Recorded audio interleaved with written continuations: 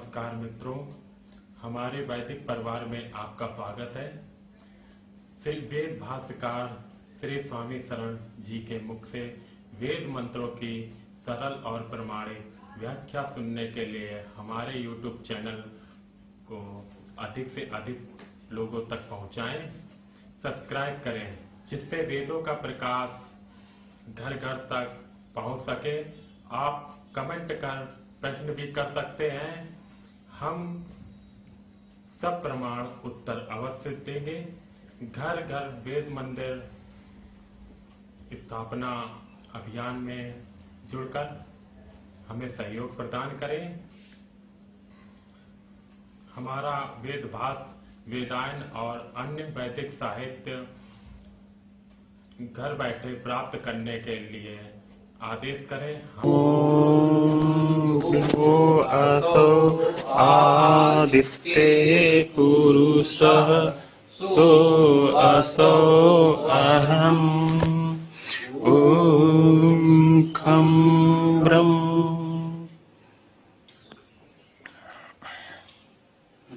हम लोग ऋग्वेद के अंतिम सूक्त संगठन सूक्त पर चर्चा कर रहे थे। आज इसके दूसरे मंत्र की चर्चा करेंगे। प्रथम मंत्र पर हम लोग पहले विचार कर चुके हैं, इसका ये दूसरा मंत्र है। ॐ संगच्छध्वं संवदध्वं संवो मनांसि जानताम् देवा भागं यथा पूर्वे संजानाना उपासते। सम्यक गति हो सम्यक वाणी, मन सम्यक जाने तुम सबके।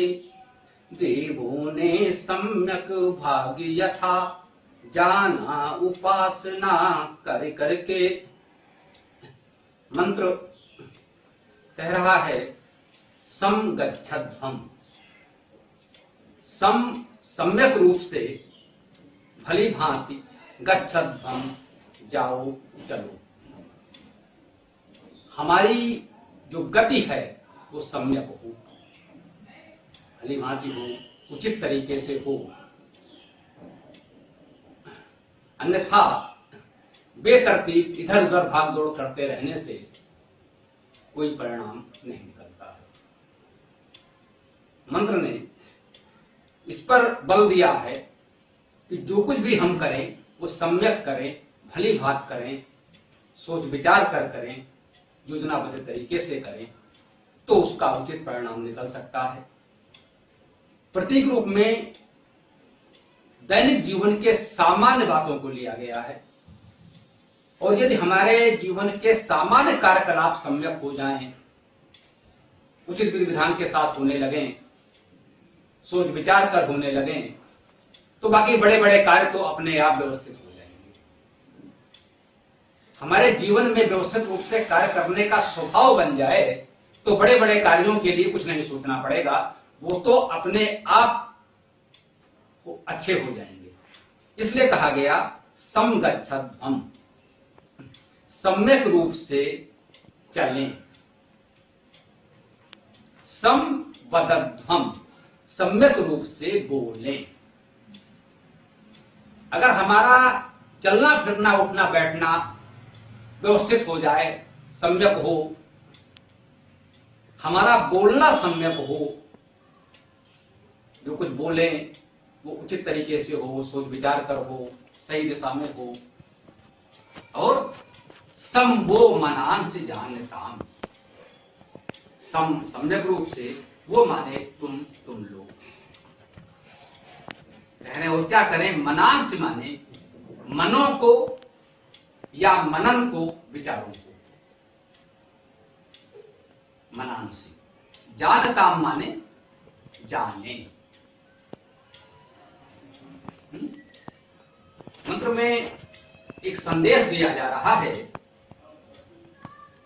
कि चलो तो सम्यक रूप से, बोलो तो सम्यक रूप से, और दूसरे के मनों को समझने का प्रयास करो, उसको जानो, सम्यक रूप से। होता क्या है, हम किसी के विषय में बिना बहुत अधिक सोचे समझे एक धारणा बना लेते हैं कि फला व्यक्ति ऐसा है। जरा से किसी की बात हमें पसंद नहीं आई तो हमने उसे मान लिया कि दुनिया का सबसे बुरा व्यक्ति है। उसके रूप बारे में हमने सम्यक रूप से जानने का प्रयास नहीं किया कि कुल उसके विचार क्या हैं, कुल उसके जीवन के कार्य की दिशा क्या है। किसी ने हमारे लिए कहीं कुछ छोटा सा कुछ अच्छा कर दिया, हमें लगा दुनिया का सबसे बड़ा आदमी यही है। बाकी वो क्या करता है इस पर हम ध्यान नहीं दे पाते। तो मंत्र में हमसे कहा संभो मनान से जानताम, तो तुम लोग करो क्या, मनों को सम्यक रूप से जानो। देखो आज अगर वो हमारा भला कर रहा है तो क्यों कर रहा है? क्या उसका स्वभाव है लोगों का भला करना? क्या उसका स्वभाव है अच्छे लोगों की सहायता करना, या कारण कुछ और है? हमारे बुजुर्गों ने बताया,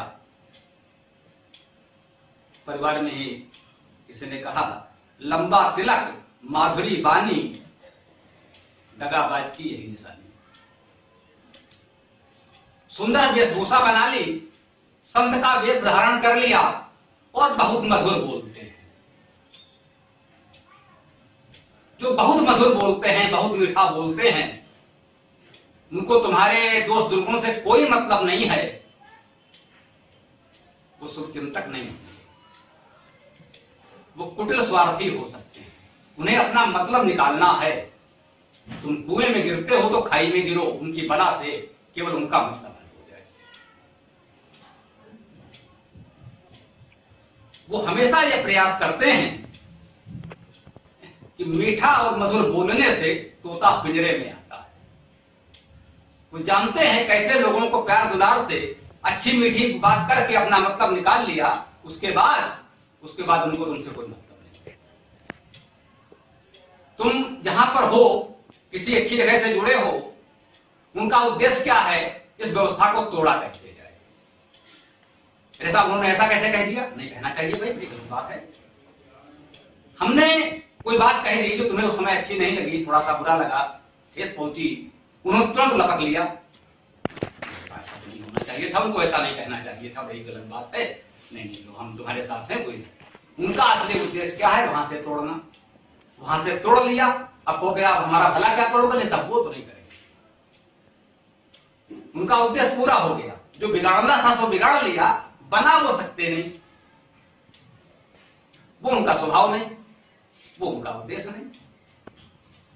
तो मन संभो मनान से जानताम, लोगों के मनों को सम्यक रूप से जानो, उसका कुल स्वभाव कैसा है। बड़े बड़े डकैत भी कभी मंदिर में घंटा चढ़ाने, फूल चढ़ाने चले जाते हैं, वो संत नहीं हो जाते। और एक संत भी जो सच्चा संत है, कभी जीवन में कुछ ऐसा कर सकता है तो हमें उचित ना लगे, वो अपराधी नहीं हो जाता। हमें देखना होता है कि उसका मन कुल मिलाकर क्या है। सम्यक छानबीन करके जब हम मन को समझेंगे तब ये बात समझ में आएगी। कहते हैं पहला प्रभाव जो पड़ता है वो वेशभूषा का पड़ता है, ये सत्य है। ऊपर का रूप रंग वेशभूषा से देखकर व्यक्ति थोड़ी देर के लिए प्रभावित होता है, हम सभी होते हैं। लेकिन हमारा ये वेद विद्या की दिशा हमें क्या दिखा रही है कि इतने में हम निर्णय ना कर लें। अगर कोई देखने सुनने में वेशभूषा से बहुत अच्छा नहीं लग रहा है, इसका मतलब नहीं है कि हम उसकी उपेक्षा करें। कुछ कहानियां हैं, कोई साधारण सा व्यक्ति हम लोगों के जैसा कहीं मिलने गया किसी राजा के यहां, दरबार ने भी उपेक्षा से जैसे तैसे उसको भेजा। लोगों ने सर नेपोलियन बोनापार्ट का नाम लिया है, कोई दूसरा राजा भी हो सकता है। जैसे तैसे चलो राजा को दया आ गई, बुला लिया। तो सम्राट स्वयं उसको दरवाजे तक छोड़ने आया, उन्होंने कहा, महाराज जब मैं आया था तब ये हुआ, आज अब आप मुझे बाहर दरवाजे तक छोड़ने आए। बोले आते समय तो आपका ये वेशभूषा रूप रंग दिखा था, इतनी देर आप हमारे पास बैठे, जब आप जा रहे हैं तब हमने आपके अंतर मन को देखा। तब सम्राट को लगा कि आपको दरवाजे तक छोड़ने जाना चाहिए। लेकिन वो प्रथम प्रभाव है, अंतिम नहीं होना चाहिए। ये जागरूकता है जिसकी हम चर्चा कर रहे हैं।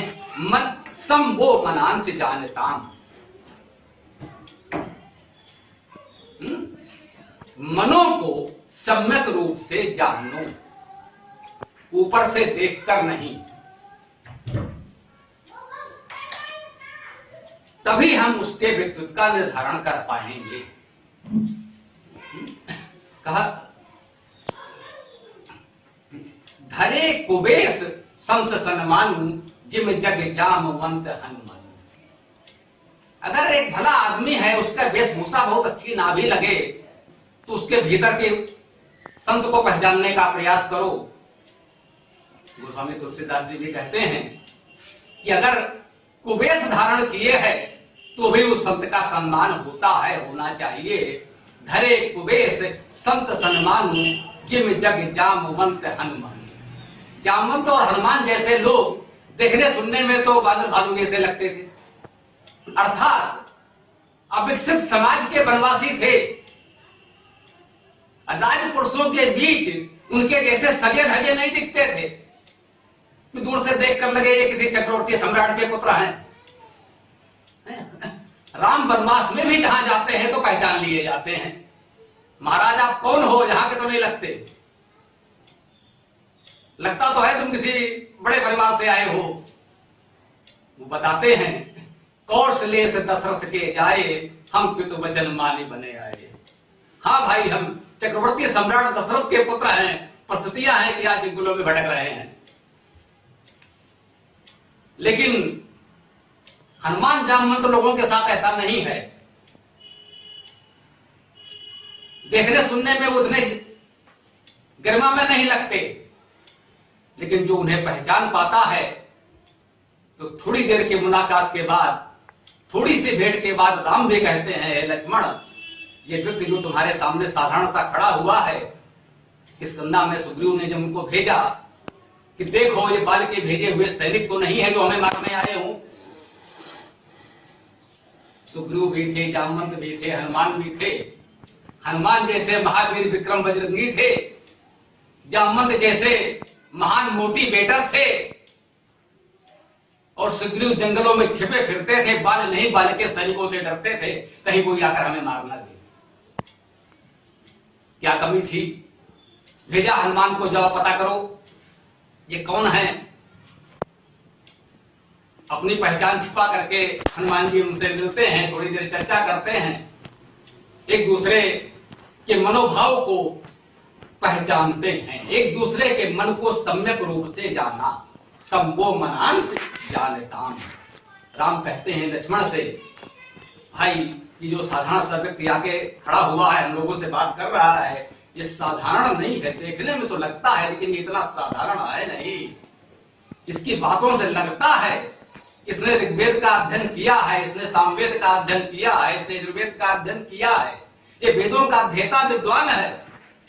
इसके ऊपरी रूपरेखा से सकल सूरत पर मत जाओ, ये बहुत विद्वान व्यक्ति है, बहुत काम का व्यक्ति है, ये हमारे लिए उपयोगी होगा। थोड़ी देर की बातचीत के बाद राम हनुमान को पहचान लेते हैं कि उसके अंदर कितनी योग्यता, क्षमता, कितनी प्रतिभा है। तो हनुमान भी इस योग्य हैं तो वो भी राम को पहचान लेते हैं कि जिसको हम ये जानने आए हैं कि बाल का भेजा हुआ सैनिक नहीं है, ये तो हमारा भी उद्धार कर सकता है, ये तो उससे बहुत आगे है। प्रभु पहचान प्रयोग ही चरना दीन बंधु प्रणतागति हरना। बोले भगवान अब तो हम आप जब मिलकर एक हो जाएंगे तो एक दूसरे की कष्ट दूर कर देंगे। कुछ हम पे कमी है, कुछ तुम पे कमी है, और मिलजुल कर प्रयास करते हैं तो कुछ बड़ा काम हो जाएगा। धरे कुबेश संत सनमानु, जिम जग जामवंत हनुमानु। लेकिन कुछ लोग अच्छा वेश बना लेते हैं लेकिन होते नहीं हैं। ऐसे आजकल बहुत दिखते हैं। उनका क्या होगा? उघरे अंत न हो निबाहु, काल ने विजिम रावण राहु। संत का वेश बना लेने से कोई संत नहीं हो जाता, वो अभिनेता हो सकता है। अच्छे अच्छे अभिनेता,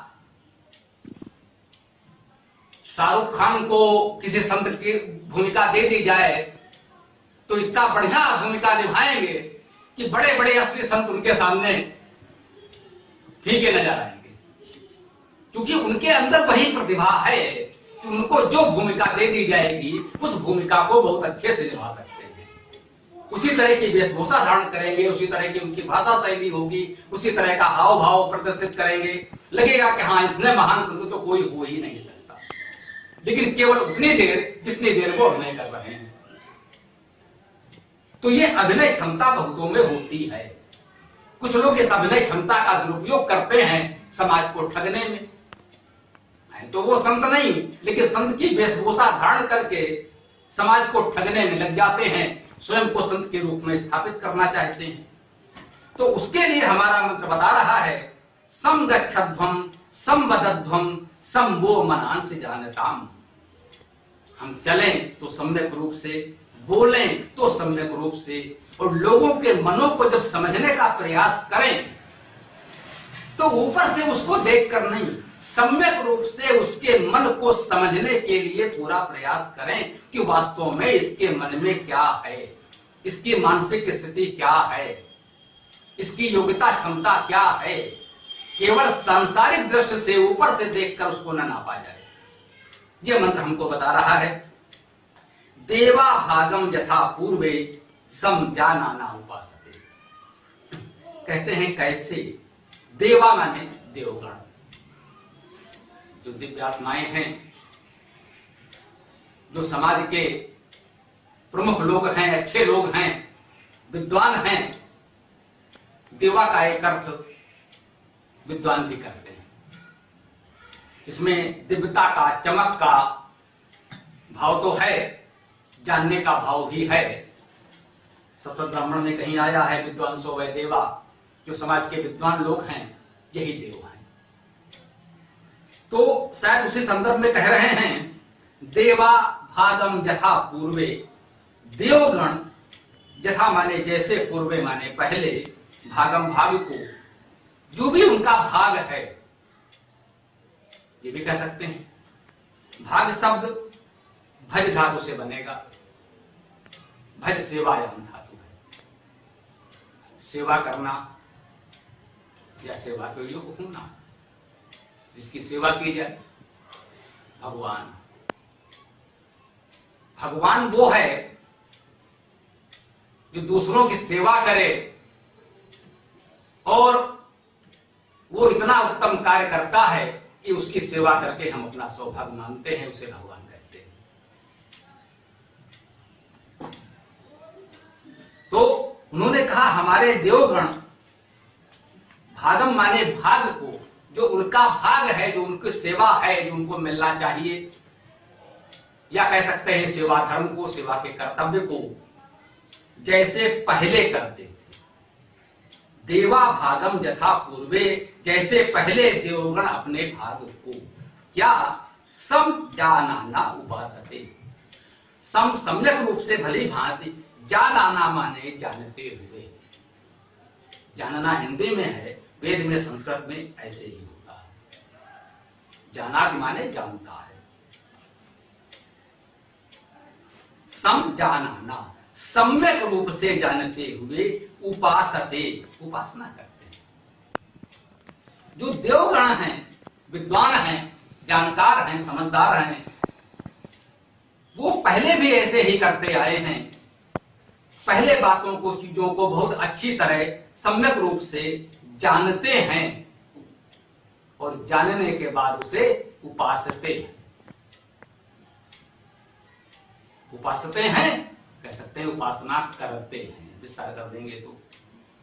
पढ़ते हैं, पठन करते हैं, पढ़ाई करते हैं, लिखते हैं या लेखन करते हैं, देखते हैं या दर्शन करते हैं, तो उनका उपासते, हिंदी में हम कहेंगे उपासते हैं या उपासना करते हैं। ये कही बात है। शब्दों में कभी कभी लोग भ्रम में पड़ जाते हैं। वे दर्शन करने जा रहे हैं, माने देखने जा रहे हैं। संस्कृत की वो भाषा है, यूं ले लिया आपने, दर्शन करना माने देखना। तो उपासते हैं, उपासना करते हैं। कह रहे हैं कि देवगण पहले जैसे अपने सेवा धर्म को सम्यक रूप से जान करके कौन सा व्यक्ति कैसा है, कौन सा कार्य कैसा है, उसको भली भांति पहले जानते हैं, फिर उसके अनुसार उपासते हैं। उपासते माने उप माने समीप, अस माने होना, आस माने बैठना। किसी के समीप होना, किसी के समीप बैठना, यह है उपासना। वो उपासते हैं। तो इस प्रकार से जब वो अपने धर्म कर्तव्य को, सेवा भाव को किसके प्रति क्या कैसे करना है समझाना, सम्यक रूप से जान लेते हैं, तब उसके अनुसार उपासना करते हैं। तब हमें उसका सम्यक फल भी मिलता है। बोले इतने दिनों से तुम इतना पूजा पाठ सब कर रहे हैं, लेकिन साफ फल तो कुछ नहीं दिख रहा है। दिखेगा कहां से? क्योंकि उसमें कुछ भी सम्यक नहीं है। कहते हैं श्री राम शर्मा से भी उनके कुछ शिष्यों ने पूछा कि गुरुजी चारों तरफ तो इतनी कथा वार्ता धर्म कर्म चल रहा है, आपको ऐसा क्यों लगता है कि धर्म की हानि हो रही है? चारों तरफ धर्म के आयोजन तो लगातार बढ़ते जा रहे हैं। गुरुजी ने कहा बेटा कभी गन्ना चूहा है? हाँ गुरुजी। उसका रस चूहने के बाद क्या बचता है, क्या करते हो? बोले हाँ छूछ खोई कहते हैं हम लोग। क्या करते हो? फेंक देते हैं। बोले ये तुम्हें धर्म के नाम पर चारों तरफ दिखाई पड़ रहा है, यही छूछ है, खोई है उसकी बची हुई, इसमें रस नहीं है।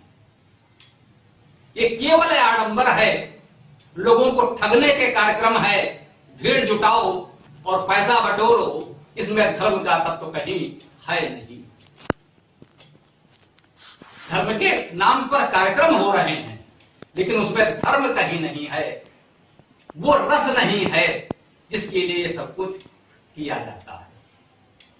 आइए ये मंत्र हम लोगों ने थोड़ा सा समझा, इसमें क्या कुछ कमी रह गई? ये मंत्र बहुत प्रचलित भी है, उस प्रचलन से इसमें अंतर क्या दिखा है? क्या समगच्छध्वम संवदध्वम संवो मनान से जानता। खूब लोग पढ़ते हैं, बहुत प्रचलित मंत्र है। वो क्या कहते हैं? संगच्छध्वम माने साथ चलो, संवदध्वम साथ बोलो। सम का मतलब उन्होंने साथ बना लिया है। व्याकरण से सम का मतलब है सम्यक रूप से, भली भांति। क्या यह संभव है साथ चलो साथ बोलो? अगर सब लोग एक साथ बोलेंगे तो एक दूसरे की बात समझ में कैसे आएगी? अगर सब लोग एक साथ चलेंगे ये कैसे संभव होगा?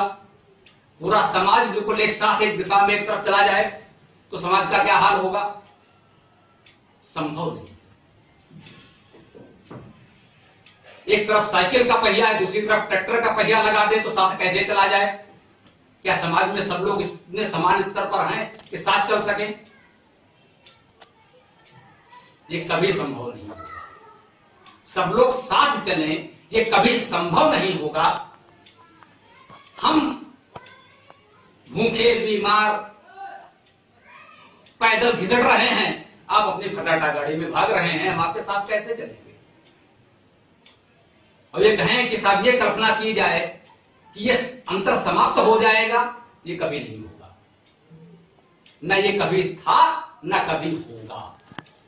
इस अंतर को कम करने का प्रयास हमें करना चाहिए, लेकिन ये अंतर तो रहेगा।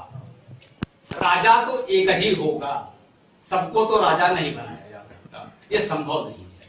हर कोई ऋषि नहीं हो सकता, ये भी संभव नहीं है।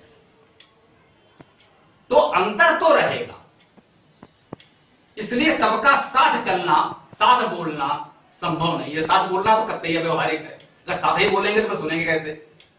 तो उसका तरीका तो है कि सम्यक बोले, एक एक करके बोले और सुने। जो हम कहते हैं कि सुनने का धैर्य और कहने का साहस दोनों चाहिए। अक्सर क्या है, हमें सुनने का धैर्य नहीं होता। किसी ने अगर हमारे मन के विपरीत बोलना चाहा तो उसकी सुननी ही नहीं। टीवी चैनल पर हम लोग इस तरह की बहस देखते हैं, अगला दूसरे को बोलने नहीं देता। अरे भाई, उसकी बात सुन लो, फिर उसका उत्तर दो, तो समझ में आता है कि भाई आपकी बात ज्यादा मजबूत है, आप ज्यादा अच्छा बता सकते हो। वो गलत कह रहा है, उसको कह लेने दो, फिर अपनी बात कहो। तो साथ बोलना अच्छी बात नहीं, साथ चलना व्यवहारिक रूप से संभव नहीं है। तो प्रयास किया जाए सम्यक चलें, ये संभव है। हम थोड़ा चलेंगे, धीमे चलेंगे, कम चलेंगे, लेकिन सम्यक चलेंगे, ये संभव है। जिसके पास साधन क्षमताएं हैं, सामर्थ्य है, महत्व है, प्रतिष्ठा है, वो बहुत बोल सकता है, लोगों तक अपनी बात पहुंचा सकता है। ठीक है, हमारी उतनी सामर्थ्य नहीं है, हम कम बोलेंगे लेकिन सम्यक बोलेंगे। अगर हम सही बात को सही तरीके से रखेंगे तो हो सकता है 2-4 लोगों तक हमारी बात पहुंच जाए, उनके माध्यम से 100 लोगों तक पहुंच जाए।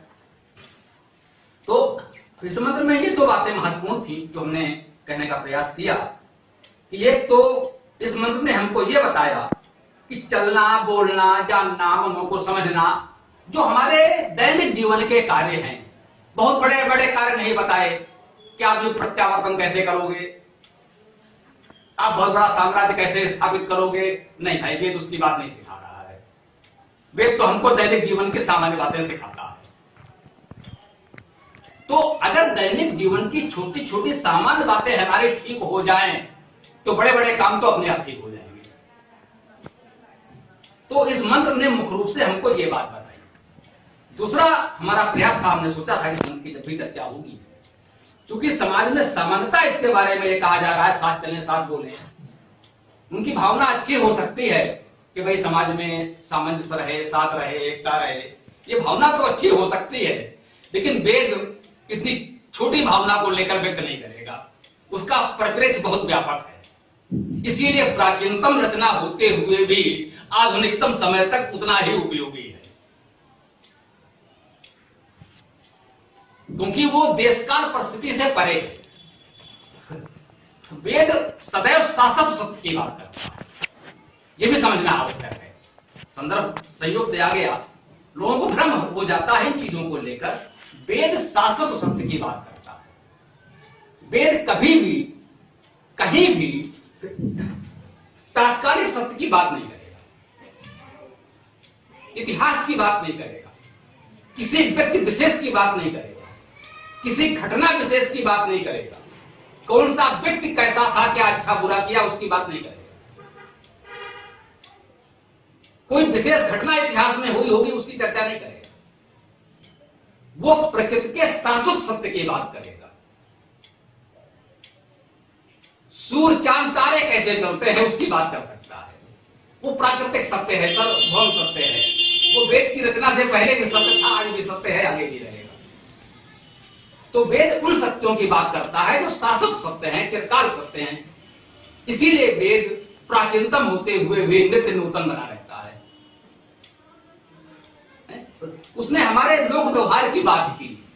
ये लोक व्यवहार, जब घोर घने जंगल के बीच 2-4 झोपड़ी डालकर मनुष्य रहता होगा, कहीं उसने झोपड़ी बनाना सीखा हो या वो भी ना सीखा हो, कपड़े नहीं होंगे, बर्तन नहीं होंगे, कोई बात नहीं, तब भी ये बातें उतनी ही सत्य थी। आज इस तकनीक के समय में भी ये बातें उतनी ही सत्य हैं। कल और तकनीक कितनी आगे जाएगी, ये बातें तब भी उतनी ही सत्य रहेंगी।